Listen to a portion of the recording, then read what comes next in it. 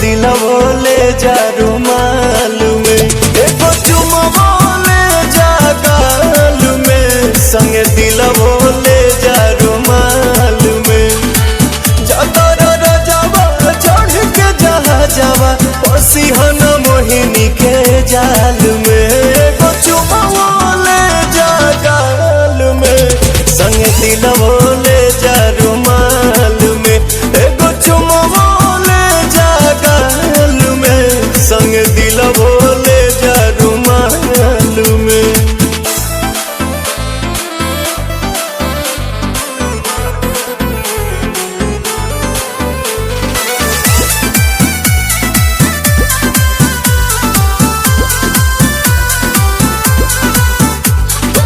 चरा प हमरा तू सायन पिया, कोनो दोसरा प मर बनलायन पिया।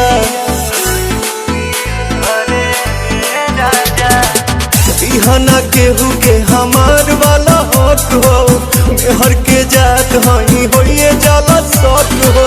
सातो बचनवा न भोले हो सजनवा, लजिया बचैहा हर हाल में, एगो चुमा बोले जा गाल में, संगे दिल बोले जा रुमाल में, एगो चुमा बोले जा गाल में, संगे दिल बोले जा रुमाल में।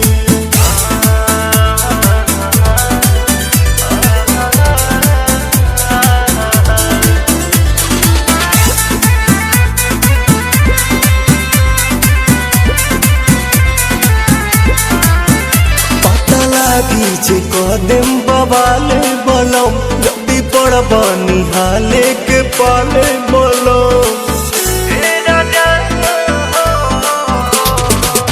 आँखी में हमारा जे आवे दे बयासु, कालम जहरिया ए पवन प्रियांशु।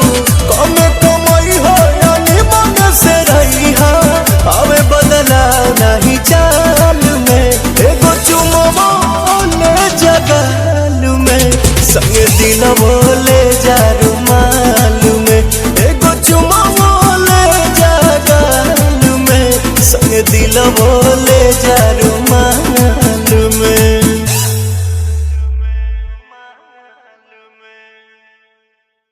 चुमा बोले जा गाल में, संगे दिल बोले जा रुमाल में, एगो चुमा बोले जा गाल में, संगे दिल